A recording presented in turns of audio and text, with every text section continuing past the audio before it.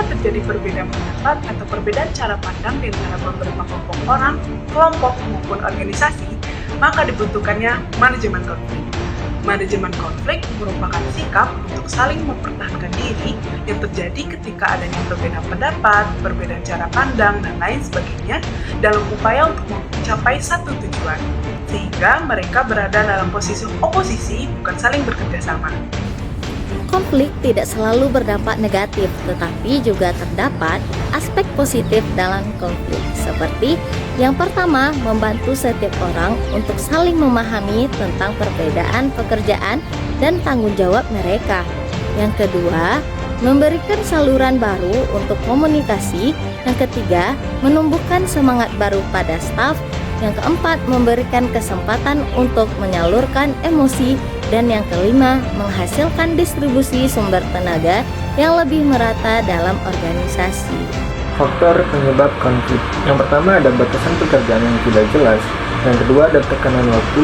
Yang ketiga adalah pertikaian antar pribadi. Yang keempat ada hambatan organisasi. Yang kelima ada kebijakan, standar dan aturan yang tidak masuk akal. Yang keenam ada harapan yang tidak terwujud. Yang kita tahu, konflik itu adalah suatu hal yang tidak dapat terjadi secara mendadak, tanpa adanya sebab ataupun proses.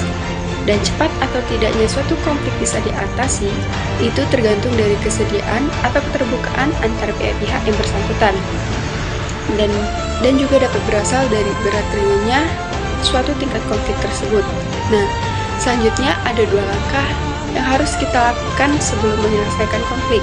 Yang pertama, usahakan memperoleh fakta dari keluhan tersebut.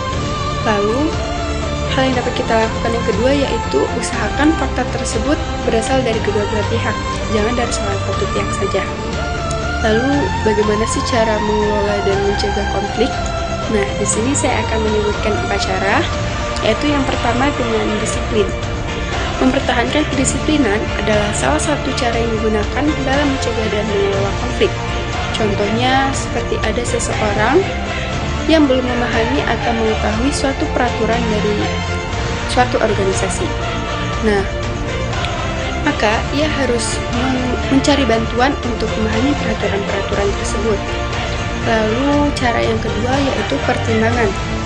Pengalaman dalam tahapan kehidupan konflik dikelola dengan baik, itu akan menjadi masukan untuk mencapai tujuan sesuai dengan tahapan hidupnya. Lalu yang ketiga dengan komunikasi. Nah, dengan menerapkan komunikasi yang efektif dalam kegiatan sehari-hari, itu akan menjadi salah satu upaya dalam mencegah konflik. Karena suatu komunikasi yang baik akan menciptakan lingkungan yang terapeutik dan juga kondusif. Lalu cara yang ketiga yaitu dengan mendengarkan secara aktif. Mendengarkan secara aktif itu merupakan hal yang sangat penting yang berguna untuk memastikan bahwa penerimaan seseorang telah memiliki pemahaman yang benar. Mereka dapat kembali merumuskan seseorang sebagai tanda bahwa mereka telah mendengar. Terdapat 4 strategi mencegah konflik, yaitu yang pertama, menghindari di sini adalah menghindari pengambilan keputusan yang dapat memicu terjadinya konflik. Kemudian yang kedua itu ada kompetisi. Kompetisi di sini menggunakan prinsip menang atau kalah, yaitu dengan menghindari konflik dengan mengalahkan pihak lawan. Kemudian yang ketiga itu ada kompromi atau negosiasi.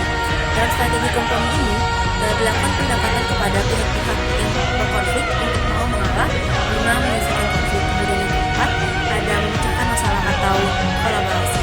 Nah, memecahkan masalah atau kolaborasi ini merupakan penggabungan wawasan dari orang-orang yang berbeda yang memiliki perspektif yang berbeda-beda.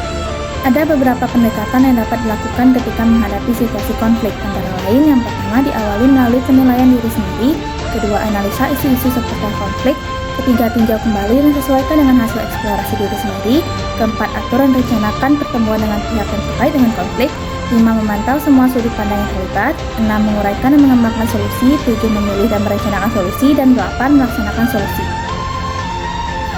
Citra Tambah Remix. Ayah tetapi perempuan banyak